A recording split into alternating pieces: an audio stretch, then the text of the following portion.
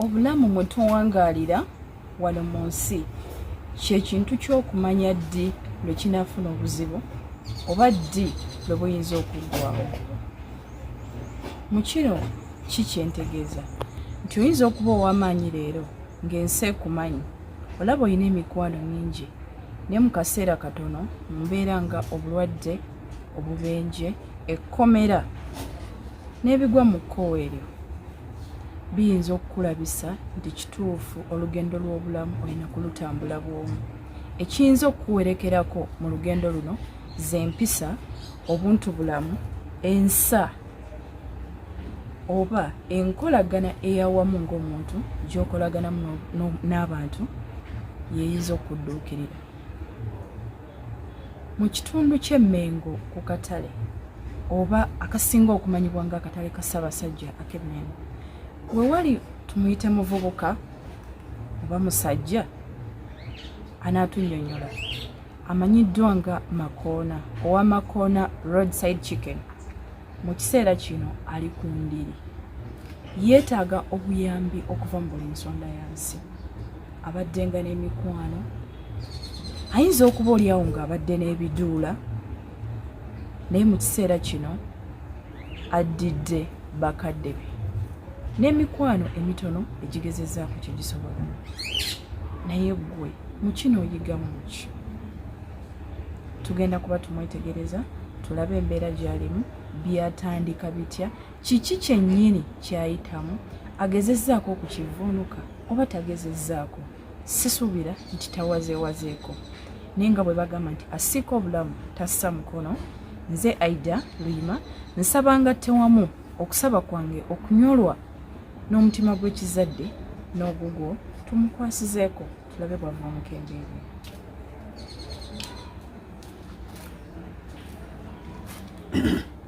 Sebo, amannya go nnyinza okuba nga ng'ogedde si bulungi. Sinti togogedde bulungi amanya ageego Makona. Makona lye likola ssente. Amanya gange nze tulyasingulwa Elvis Bob. Amanyikiddwa nga Chef Makona. Akolera mu katale k'Emmengo. Chef Makona, gwe gwe nalabako ku mutimbagano gwa TV ogumu. Sparker oba NBS banondanga best chef, finest chef. Afumbira ku kkubo, bana bafumbira ku kkubo. Yes, bankwatako ko ne bampako n'ekirabo. NBS njebaza Iralio mu biseera ebyo before lockdown. Bampako n'ekirabo nga best chef asinga okufumba enkoko ewooma ku makubo okwo. Makona oba Chef Makona, olwaleero we tuli olabika ng'oli waka oba wa mukadde ogwo. Kyensuubira nti wandibadde mu makaago. Mbeera ki ekutuusizza wano? Embeera munnange yankuba mwaka gumu emabega mu Desemba omwaka oguwedde. Embeera yatandika okuntabukira mpolampola, naye ne neegezaako okwerwanako mpaka eno gy'onsanze. Nafuna obuzibu abamu nga babuyita marogo, nga bumanya abantu abakolera mu makubo bizinesi zaffe nga balowooza nandiba nga waliwo abagezaako kunsiraanya. Nenzija ng'oggyeko bo kye balowooza. Kajjanga kabenje, gwajjanga musujja, bwajjanga kajjanga nga katulututtu, nga bw'oba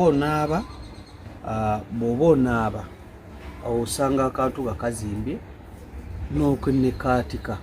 Bikaatika oluusi n'olowooza tekajja kuwona, n'oddamu n'onaaba ogenda okulaba ebadde enkovu lifuuse eddwa. Akabadde akakovu ng'olowooza katandise okuwona, ogenda okunaabako bw'oti nga kaabika nga kifuuka bbwa. Olwo nga ngendako mu bukiririko oba okumpikumpi bunyambeko, ngenda okulaba ebbwa erisooka, eryokubiri, erisooka liwonye, eryokubiri lizze, mbaana akawonye eryo nga wajja eddala. So yembeera mpaka lwe natambula nentuuka nenoonya kwegamba mbadde ngezaagezaako naye nagenda otuuka nibanga naye kino va mu malwaliro gano gendako emulago waliwo omusawo gwe nali nkolagana naye nagamba gendako emulago bakukebere sukaali bakumonitoring balabe kati Makona ononsonyiwa kankuli ekimuli bwe wali otambula mu clinics mu kusooka nga bo bajjanjaba ki bajjanjaba mawanya nga bo bajjanjaba mabo wabula nga tebafuddeeyo kulaba kiki kireeta mabo bo bajjanjabanga mabwa ng'alowooza nti tomanya kubanga yakubuzanga kiki ebbwa lino lyavuddeko ki nti mukazi bwe kati nti mubaamu gundi ezo ezibeera bwe zityo skin nga ziri delicate kati muli owulira okubabuukirirwa kye twandiisenga okufuna omuliro munda mu kugulu oba olabirawo obbwa ku ngulu naye nga munda tofuna kubabuukirirwa oba kuwulira nti egumba likuluma kati egumba lyerinuma kati ate saawa zino bwengezaako okulinnya egumba lino eppanvu linuma wakati waawa wokuva wano paka waggulu wano egumba eryo bwemba ninya weryegattira ne kale akawanvu kano wanuma nnyo mu joint omwo so kyova olaba era bampa emiggo gino emulago nsobole okuba nga nkola ki nga ntambulirako kati ekizibu ekiriwo bwengenda emulago badde katono nnyo nga tetunatuuka mulago waliwo wempulirira nga ninga oba afunye okwesiwala obadde ontwala emulago ofuna otya ekirowoozo ekigenda emulago okutuuka emulago nga olwo nzijanjabye amabwa tegawona nenzeko mu makyaki ag'enjawulo bansabiddeko nina n'obubaka obwayita ku spactive nga mpa obujulizi nga ndaba mu butuufu waliwo ebbwa eliwonye nga ndabira ddala mukama mponyezza nali ku universal church sijja kwogera musumba so nansabira nibandaga nti nja ttereera neetereramu emyezi ng'ebiri ngenda okulaba ate kizeemu mu butuufu okujjanjaba ekintu nga tekiwona naawe wekengeramu neŋŋaa naye nedda wandibaka waliwo ekikyamu nga bwe ngabye nti n'omusawo yalankolako mu bukiriniki obwo naŋŋamba gendako emulago bakole check-up bakoleko check-up nebankebera sukaali netuuka emulago agenda ku orthopedics nebankebera sukaali nga temuli awo kwe kutuuka ku gundi ejjako kwerye ku mabwa genina banzijjako ennyama akanyama ne bampa weeks 2 okuddayo okufuna results zange kwe kutuuka nga baŋŋamba ti basanze kansa naye kansa totya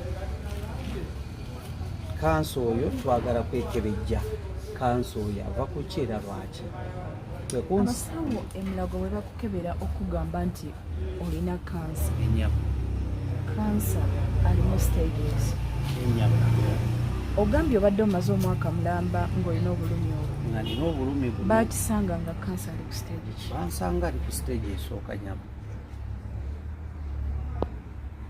olina okukkiriza nti oyo kansa ku ngeri kyengezezaako onywedde ku ddagala egganda n'amagulu ndaba okyagasiiga ogenzeeko mu church ogenze mu clinics now eddwaliro ekkulu eryamulago bwe bagamba nti olina kansa owulira okukkiriza mudda nti kituufu kansa nzikiriza kubanga ekisookera ddala awo bwe baŋŋamba ti kansa olwo nyingira Kkansa Institute kubanga awo bankeberedde mulago mu ddwaliro mulago ng'eddwaliro kati ate bo bafunye obulwadde naye si bwe babujjanjaba olwo ne bansindika mu Kkansa Institute nyabo bansindika mu Kkansa Institute eniŋŋenda ne banzigirawo fayiro batandika onekebejja kwe kuzuula nti kansa ali ku stage esooka era ali wakati w'ennyama n'eggumba.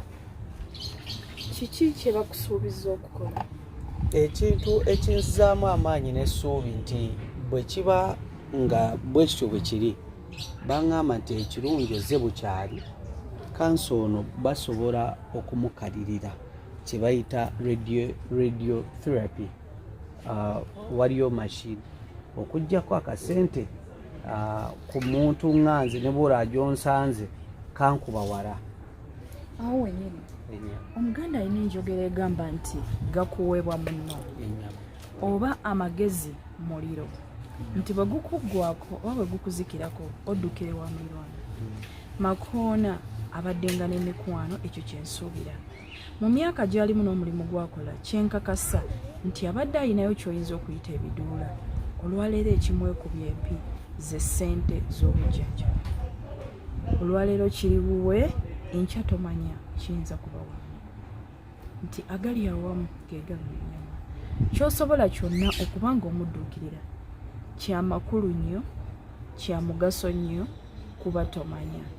Takisuubirangako nti agenda kukeberwa kansa. Teyafuna kabenje nti gumba lyamenyeka. Teyalwana na muntu, teyakubwa ssasi wabula okugulu okujja mu ngeri ey'okubeera nga tategeera kiki kyennyini kivaako mbumu. Okutuusa lwalemereddwa okumanya kiki ekivaako kino naye ng'ekikivuddemu ye kansa. Tuyinza kukola tutya okuyambagana? Eggwanga lino we lyatuuse lya muntu yekka asobola okubeera ng'alina ky'asobola okusuula munne okukimusuula. Tukwasize wamu mu mbeera y'okugamba nti tuweebereremu. Teri agenda kuyamba muntu nga muntu. Oba ntegeerekese, teri agenda kuyamba muntu nga muntu. Ensolo esanga nsolo era bawuliziganya. Omuntu weetaaga kusanga muntu kuba muwuliziganya. Mu buufu buno wenjagala twetegerereze Makona ku kyatuuseeko oba ku kyayiseemu. Chef, kiki kye tuyinza okumuyamba? Kiki kye tusobola okubaako kye tumuyamba? Gwe wenna ali eyo katuwulirize kyetaagisa kyenkana ki okuba nga tumuyamba. Mutwalo, mitwalo 10, kakadde era ssuubi kiri bamuwa bonga abakugu okulaba nga ava mu mbeera eno. Makona, wali owuliddeko abantu abagamba nti kansa ng'ali ku stage 1 ayinza okuba ng'asalirwa amagezi? Era bampeera ddala essuubi nti bwe tukuteeka ku treatment ya radiotherapy ne tukukalirira oluvannyuma n'ogenda ku chemotherapy, eddagala eryo ddo nti lya bbeeyimuuko kubanga nazuula nti omuntu wakuteeka ku ddagala nga buli mpeke yagumu kitundu buli lunaku kumala omwaka mulamba obalaabalamu kaba kaseete nakawerako. Naye obujjanjabi buno obusooka obwa radiation bwe baŋŋamba bansaba obukadde 10 okubanga bankalira treatment eyo esooka. So nsaba yenna ali eyo oba asobola okunyamba kyonna ne bwe luba 10 ne bwe ziba 2 zinyambako obutuufu obukadde 10 buneekuliza mpi neeno gye munsanze ng'embeera yantabukako. Bwe bansaba obukadde 10 okuntwala mu kyuma ekyo nawulira nga mu butuufu okugulu ko kugendagenda kubanga option ziri 2 okuntwala bankalirire oba ebbanga kuba bampa lya mwezi oba okuntemako okugulu okusobola okutaasa obulamu. Olw'ensonga obulamu tebuweekayo. Omuntu eyali atambuza amagulu 2 okwerabako ng'otambuza okugulu kumu, ekyo kyokka kisobola okumala okukufrustratinga mu bulamu bwo ne kikuzza emabega psychologically. Lwaki tetugezezzaako ekisooka bwe kiba nga kye kyamu twanguyire treatment? Bannayuganda mukimanyi mulina eggwanga mwe tuli olwaleero. Teriyo gw'oyinza kukubira nduulu ng'omukubira mu mbeera ya gavumenti oba kibiina oba kitongole.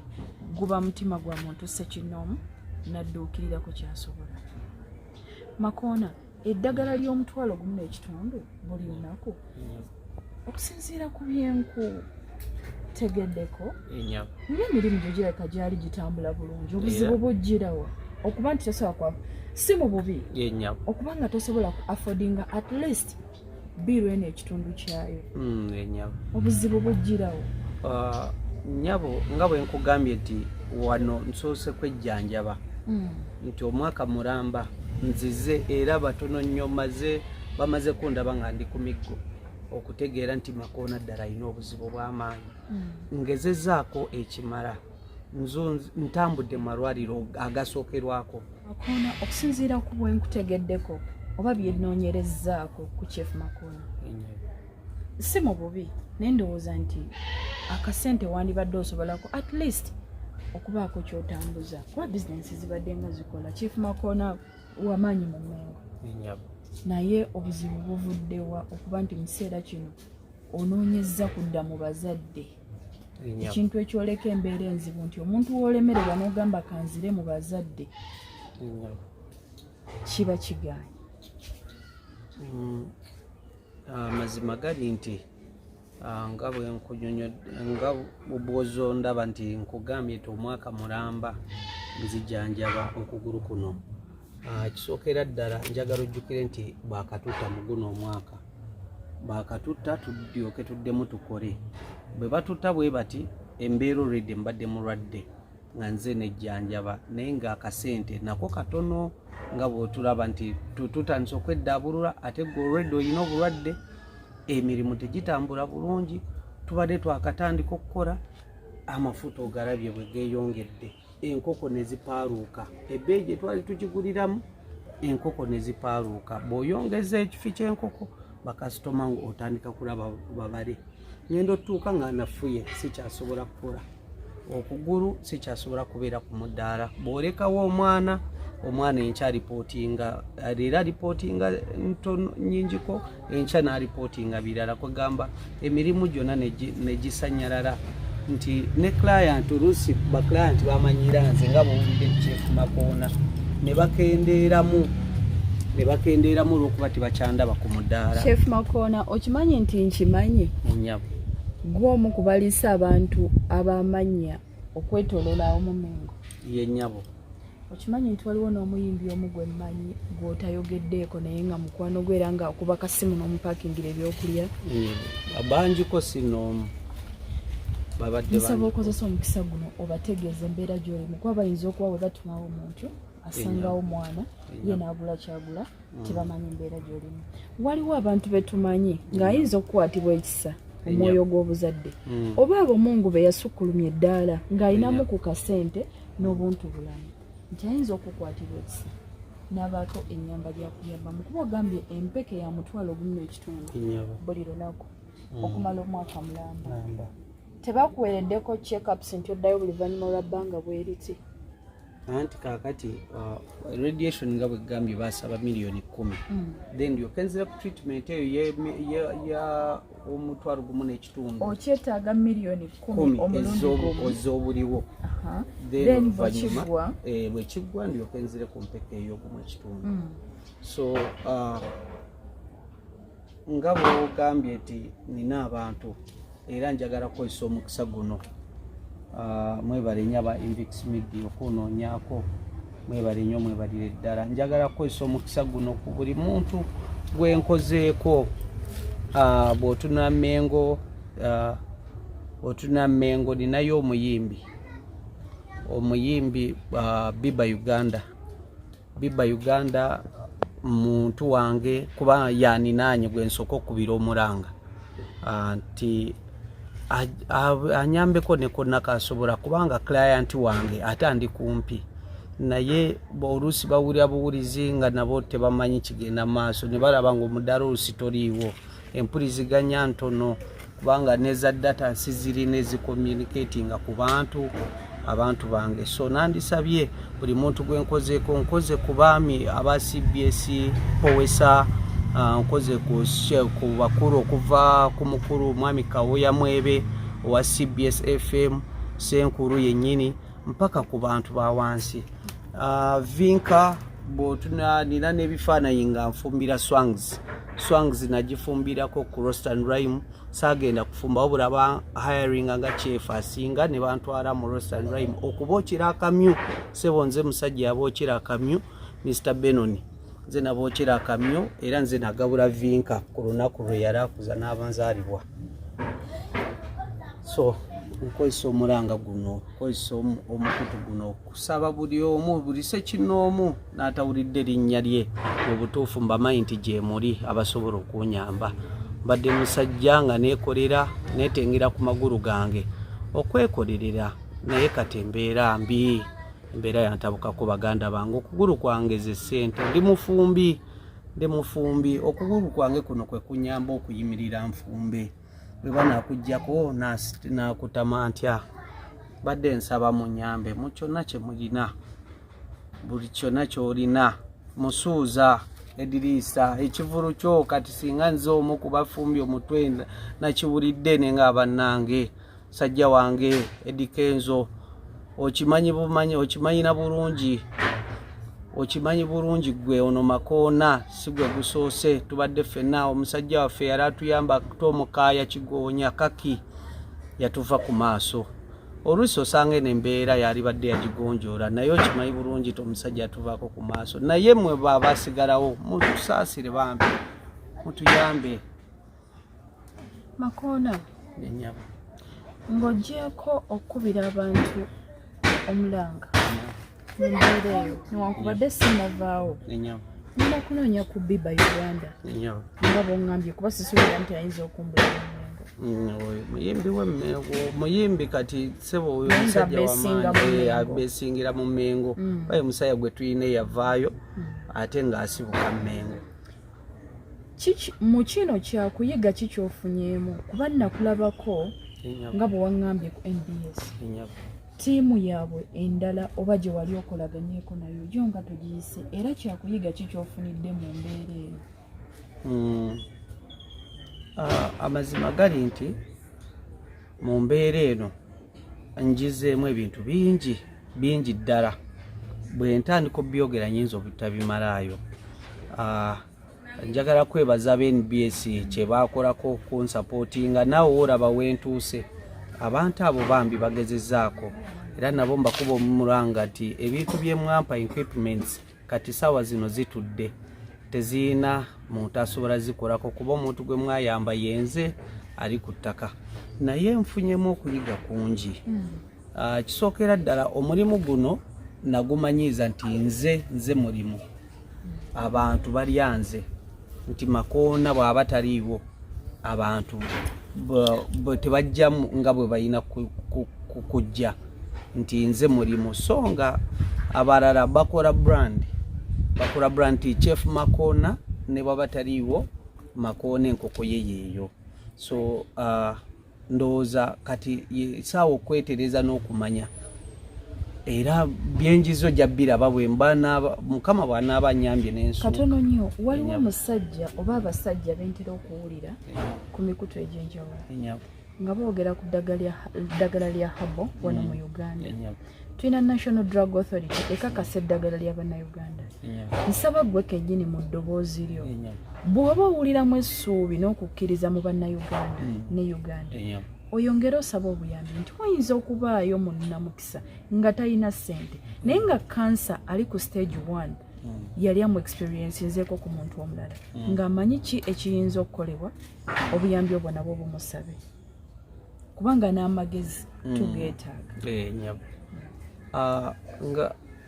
Nga bwagambye mu butuufu wano wendi nga bagamba asiika obulamu tasa mukono, yonna option eriwo etaasa okugulu kwange nga bwe mukulaba bannange nkuba omulanga yenna buli alabyeko.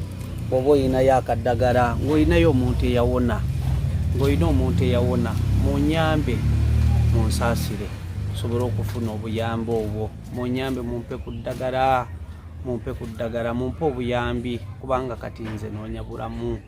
Kansa mumanya li delicate, mbeera awo nga neeraliikirira, nina obwana obuto naakatandika okuzaala, obwana bwange buto naakawasa omukyala. Munsaasire okugulu kwange kuno kuwone. Bwe wabaawo omuntu yenna eyayisibwa aba National Drug Authority nga baakukakasa nti mu butuufu eddagala lyo lirina kye liyinza okutaasaako ku mulwadde wa kansa, kansa wa Chief Makona ali ku stage 1. Kansa wa Chief Makona akyalina essuubi lyatuwa nti tukyayinza okumuwonya okuva ku kumubezaawo okuwangala obuwangaazi naye. Nsaba gwe wenna ali eyo omuzira kisa, otuyambe, otusaasire, otudduukirire.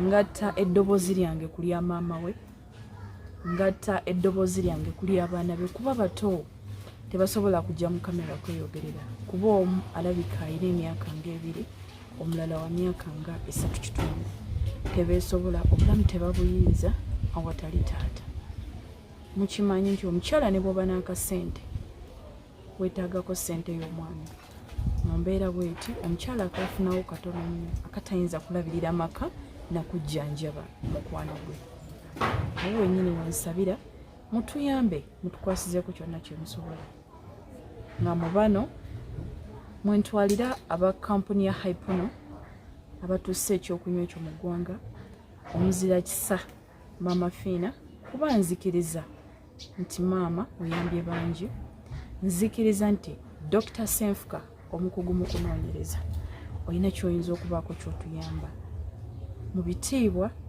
mu bwetoowaze tusaba okubaako kyotudduukirira mpozi era ngenda kunoonyako ku Biba Uganda ne be nabasobodde kunoonya bwe mba mufunye amaloboozi gano kuno kwe kulaajana kwa Makona nga bwe kiba nti omulwadde yanoonya omusawo nze nina kye neetaaga okubaako engeri gye nnyambamu kanoonye ku bano bennyinza okufunako ndabe ani hello ono njogerako ne Biba Uganda esebo oyinza okuba tomanyi naye nga nze Aida hello esebo waliwo omuntu akwetaaga sebo waliwo omuntu gwe mbadde nga yensonga lwaki nkukubidde kasimu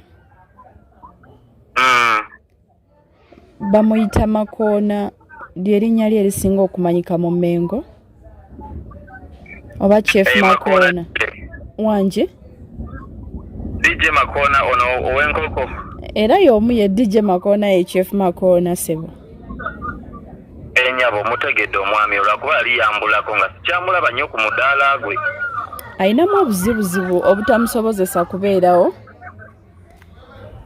naye mulwadde naye nga mu bantu baŋŋambye okuba nga asuubiramu nk'obuyambi gw'omu ku bo ssebo y'ensonga lwaki ŋŋambye nti kankunoonyeeko kibadde kintwalidde ebbanga nga simulaba era nga nzija ku mudaala naye nga nsangawokko baana esebo naye bw'obanga oli naye nsobola okujja wennyini we muli osobola okundagirira n'enzija we muli tetuli wakaawe oyinza okuba nga womanyi naye waliwo we tuli wa mukyala aba maama we muto naye nga si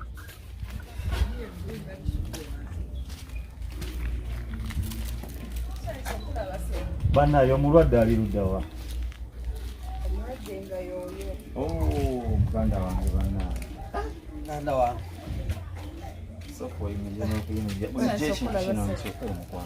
gonkubidde weebale kola mulimu guno ono gayimbadde munoonya ndoza kati oba myezi nga 6 my bro olabye n'okugulu mwana wetyo mbeera bwetyo yantuukako muganda wange kwe kubula nze mbadde ntuma abaana naye nga tebakusangawo era nga neebuuza Makona omusajja asinga okuba nga atulabirira kiki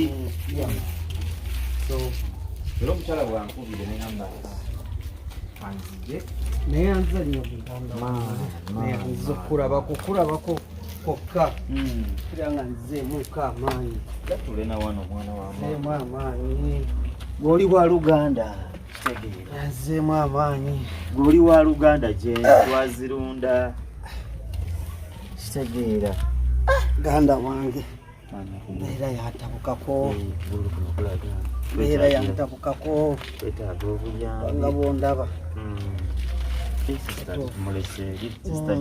nja kutuulira wano mpolampola eyo mbeera gyendimu yeeyo naye Katonda kyemmanyi Katonda yekka Katonda yekka alinaffe. Biba ono ye mukwano gw'abangi Chef Makona. Ono ye mukwano gw'abangi DJ Makona. Omusajja neesaba okuba oluyimba lwange mu Mmengo. Ono ye mutegesi w'ekyokulya ekibawomera. Nyinza okugamba oba yaba abamu ku mmwe yabasibye mu buwuulu. Tokubye nnyo ku buwuulu awo naye tujja buvaamu. Pola naye Makona yembeera mu Musanze. Bambi. Wamu nga ttiimu ya Invix Media. Mu kutalaaga ku nsonga bwe ziti tusanze Makona nga yandyetaaze ensi okumanya kiki ekimuliko, lwaki ali mu mbeera bweti, akozeewo ki, na kiki ekiyinza okumukolerwa okulaba nga ava mu mbeera eno. Alabika nga ali mu bulumi bungi nnyo. Guluko kulabika bambi. Newankubadde obulumi tebulabika nti obulabe n'amaaso, naye olaba nga obuzimbu okugulu bwe kuliko bw'amaanyi nnyo. Kati nze ng'eyakula ne Makona bonyonyola ekyo nkitegeera.